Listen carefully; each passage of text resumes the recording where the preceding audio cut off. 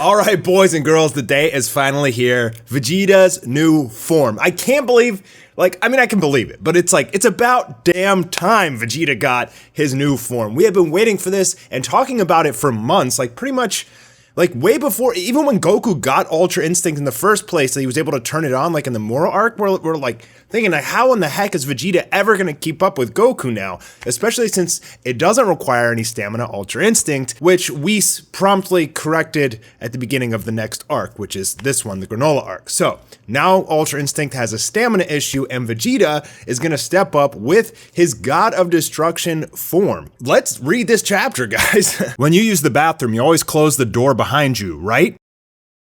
Hey man, close the door! So why would you let people look in on you when you go online? And that's why for today's video, I've decided to partner with ExpressVPN. Using a VPN when you go online not only gives you safety and security, but you can use it for a lot of other perks as well, such as watching various sports from around the world, switching your country so you can watch different shows on Netflix, like all of the Studio Ghibli films and Your Name, a fantastic anime movie. And perhaps most interesting is it can actually help you save money. Some apps like Netflix, for example, will charge you more based on the country you are in. So you can actually log into Argentina and save yourself over $10 a month on your Netflix subscription just by having ExpressVPN. It pays for itself with that alone. Further, ExpressVPN is the #1 highest rated VPN on the market. I use ExpressVPN on all my devices. So protect yourself online, save some money, and watch those shows that you can't wait to see by going to expressvpn.com/Mastar and get yourself 3 months free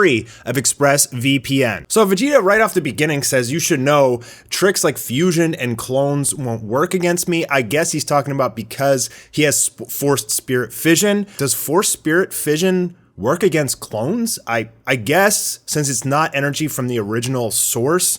So that's pretty interesting. But Granolah's like, I don't need a clone to beat you anyway. Now, Vegeta's gonna start fighting Granolah in the beginning, as Super Saiyan Blue. I don't know why he just didn't go into his new form off the bat. Is he just trying to get too warmed up or something like that? We'll talk about that also in just a minute. So they're gonna have a little bit of dialogue here where Granolah's talking about how, I used the clone to save my strength so I could fight your boss, Frieza, and Vegeta's letting him know, look, I was a kid when Frieza raided this planet with the Saiyans, and I had nothing to do with this. Frieza's not a friend of us, he's pretty much an enemy of us as well. Granolah doesn't want to believe this. So, Vegeta understands that the only way that they're going to get Granolah to stop fighting them is to beat some sense into him, to get him to listen to Goku and Vegeta that they're not actually enemies, but Granolah doesn't want to hear it. He thinks they're just playing slimy, lying Saiyan tricks on him, and he wants to actually just kill them. Vegeta goes blue right off the bat, and he's starting to use his destruction power here. He kind of slams the ground, and then all these little rocks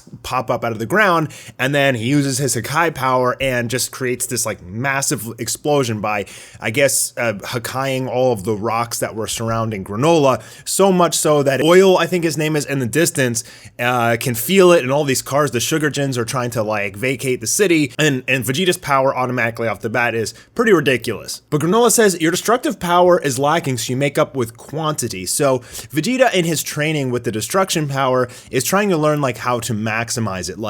He hasn't fully gotten the grasp of the destruction power yet, but he's learned ways to kind of use the max power by making up in quantity. By exploding a ton of tiny rocks around Granolah, it's basically equal to a full power destruction attack, I guess, or pretty close to it. But then Granolah, there's a long time debate whether or not Granolah actually can use Hakai and Ultra Instinct, because he's seemingly using abilities that are identical or very, very close. And we saw him when he first got his got his wish from the dragon, and he had the long hair. He burst out a whole mountain and then popped it just like Hakai. And he's kind of doing that here. He lifts up this whole rock behind Vegeta, and then he just triggers it, and it just creates this insane explosion. And then he nails Vegeta in the gut, and this is the first hit Vegeta's gonna take of many.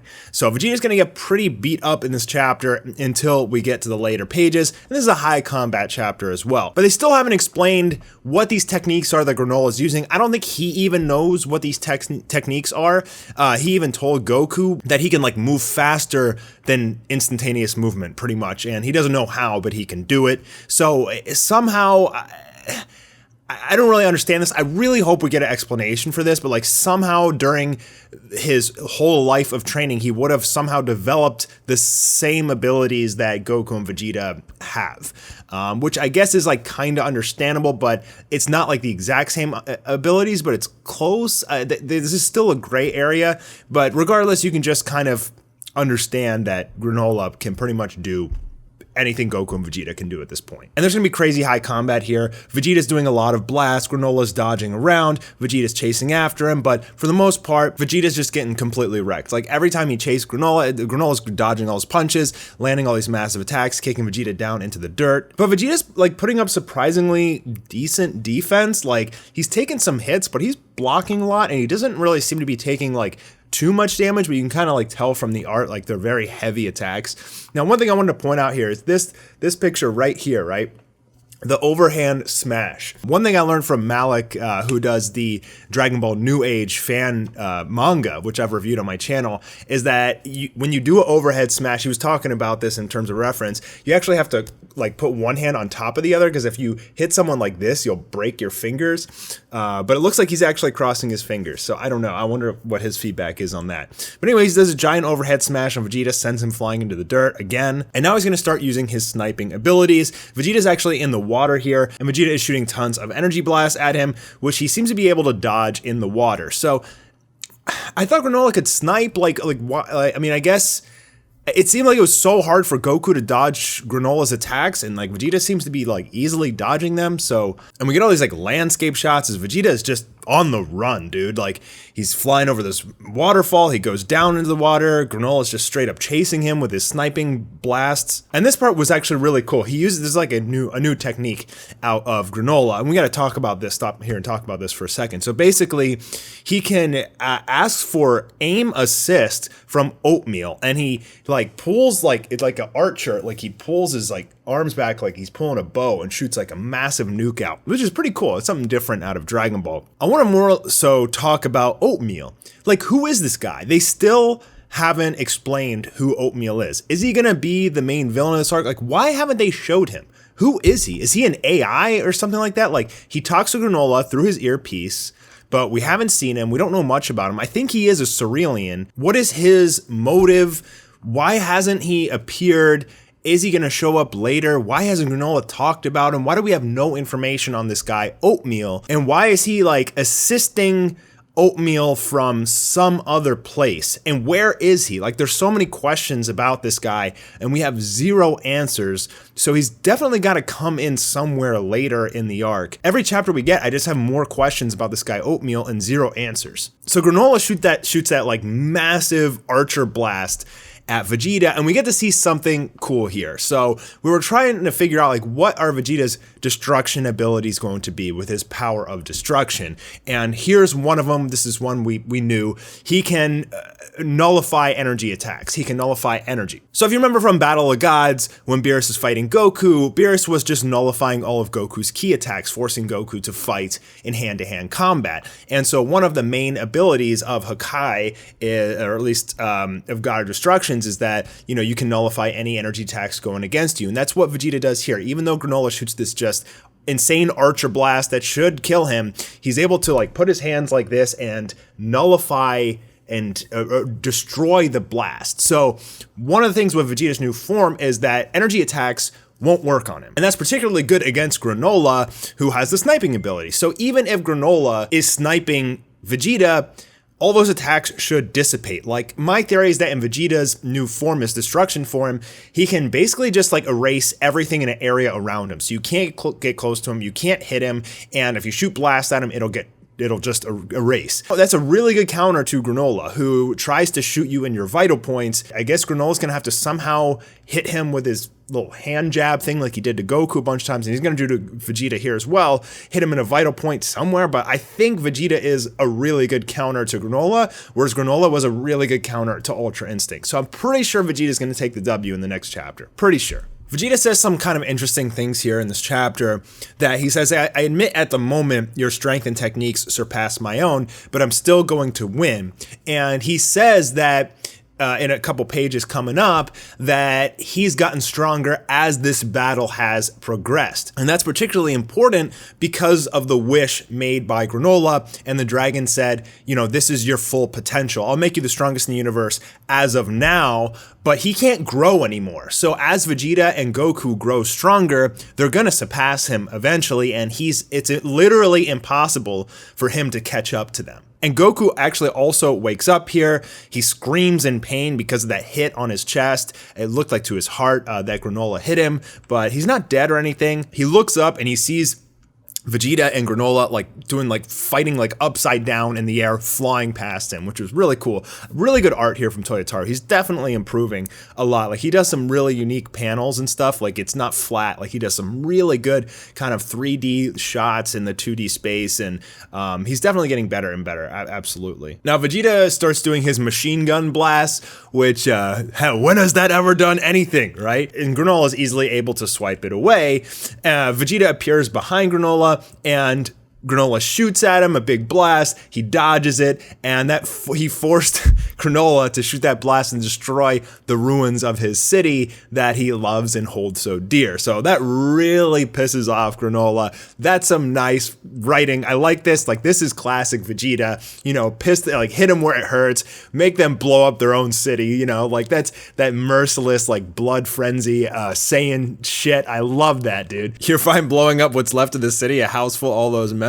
And Vegeta's saying, I can tell that you recently acquired your strength because you're lacking the major battle experience to back it up. I mean, I don't really know about that, Vegeta. Like, I feel like that's kind of just a little bit wonky writing, because, like, Granola's fighting amazingly. Like, he beat Ultra Instinct Goku, dude. Like, he had a clone out. He he wore Goku out, then hit him in a vital point. Vegeta, you haven't landed one hit, so I don't know. I mean, I think it's fighting great, dude. Like, I don't know what you're talking about, Vegeta. Vegeta's saying, like, what have you been up to since you got all your power? Have you put it up to training? He's like, I don't need training, which he shouldn't need training. Like, maybe a little bit just to get used to his techniques, but, like, otherwise, he's at his full potential, right? So he lands this just crazy kick into Vegeta's gut. Vegeta's spitting up blood here and everything. But Vegeta catches the leg and tries to break Granola's leg. So this is cool, something a little bit different. I like to see this. And it looked like that hit actually hurt really bad. It didn't break his leg, but it seemed like it was close. I mean, the expression on Granola's face,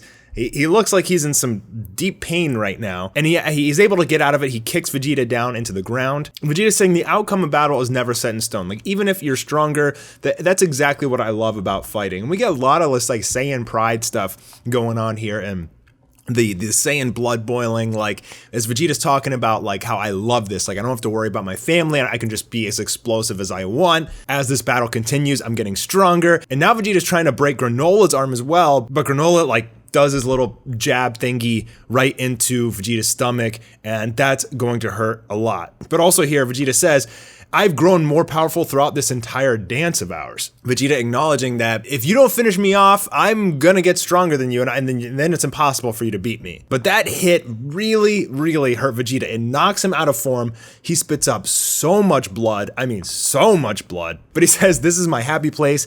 Just the thing to get a battle-crazed Saiyan's blood pumping. And I really like this look on Vegeta's face. Toyotaro did a really good job here. I kind of feel like this picture is an homage to, like, the Saiyan saga almost. Like, Vegeta almost has, like, the rounder eyes. Like, even the way he draws his face, it kind of giving me, like, this nostalgic feeling of the Namek saga or something like that, just from the art perspective and the way Vegeta is getting so pumped up from this battle. I love this. This is Vegeta's chapter, man. Like, we needed a Vegeta redemption chapter like this really bad, and this is gonna be really cool to see animated. I just love how he's like, this is my happy place. Like, I've been missing the Vegeta, like, merciless Saiyan attitude for so long, you know, ever since he became like a family man. It's always just like, you know, I'm gonna catch up to Kakarot, and you know, I missed this, like, bloodthirsty Vegeta that we had in the Saiyan and Namek saga. So this feels great for a Vegeta fan, absolutely. And now he's going to start his transformation. So he starts screaming, and even Oil's like, they're battling all over the map. Goku says Vegeta's ki just changed. It feels like God ki to me, but not any old God ki. And you see him, like, burst in these flames of, like, black and red energy, I guess it is. I really want to know what his colors are. We don't know. Granola's like on his back, like trying to shoot blasts at it, but it's all just getting Hakkai'd from Vegeta's destruction power. And that's what I'm talking about, is I think Vegeta's new form, which you get to see here for the first time, it just erases everything around him, like in terms of blasts, or if you try and hit him, I'm guessing it like melts your hands off or something like that. And look at the look on Granola's face. Like Granolah is like scared at this point. But I don't really understand it too much, because like he's seen so many forms out of these guys. He saw Goku in Super Saiyan, Red, God, Ultra Instinct. Like he saw Goku go through all the forms and he didn't even care. So why does he care now when Vegeta, who he's been beaten up for the last 10 minutes, transforms, right? Like it's something different, but like from Granola's perspective, you'd think like, oh, it's just another Saiyan form. Like I'm the strongest in the universe. I got nothing to be worried about. But he's sweating here. Like the man is sweating. And Vegeta says, a god of destruction taught me that power derived solely from instinct is unbounded. And I actually have confirmation that that is not the correct translation. Per DBS Chronicles on Twitter, he actually says the power of destruction has been awakened. So yeah, it's really unfortunate that we don't get to see Vegeta fight in this form. Couple important things to note here. One, all that damage, all that blood is gone. So does Vegeta have healing? Like he look a couple pages ago, like look how bloody, look at him. Look at his face. He's got veins, blood, sweat, all this crazy stuff, and then he transforms. He's clean. The man just took a shower. Is this Vegeta's attempt to go Super Saiyan 3? Is this Vegeta's body adapting to God of Destruction power? What is this? We don't really know yet. We don't know what the capabilities are. His muscles bulge like crazy. I'm guessing it's something like Ultra Instinct, where Goku's body creates the silver-haired form in order to house the power of Ultra Instinct. Otherwise, it would just hurt his body too much. So that's like the Saiyan body honing itself to become strong enough to be able to use Ultra Instinct. Maybe this is similar for Vegeta. A God of Destruction told me that power derived solely from instinct is unbounded. So I got a lot of questions, but I really liked this chapter. There was some really good art. The dialogue was a little bit just too classic DBZ, back and forth, you know, like there was a lot of that in there, like just kind of useless text, like things that they always say in Dragon Ball Z. But I loved like when Vegeta's bloodthirsty, you know, mentality came out. That was great. That's starting to feel more like bringing back the good Vegeta, bringing back the old Vegeta. So I love this. Like I think Vegeta is gonna destroy Granolah. I think Granolah is gonna try and shoot blasts at him. It's gonna do nothing. He's gonna try and attack Vegeta. And if Vegeta doesn't just like catch it and break his hand or something like that, Granolah's hand might just like take a lot of damage just from hitting Vegeta. Like I think he's surrounded in Hakkai'd energy or something like that. So super cool chapter. One of my favorites of this arc so far, and I am so pumped for the next one. This video has gone on long enough, but I'm gonna have to make a couple more videos on this talking about Vegeta's form, the possibilities, and predictions for the next chapter. I'm Mastar. If you enjoyed the video, please leave a thumbs up, subscribe if you haven't already, and leave your comments down below, and I'll see you guys on the next video.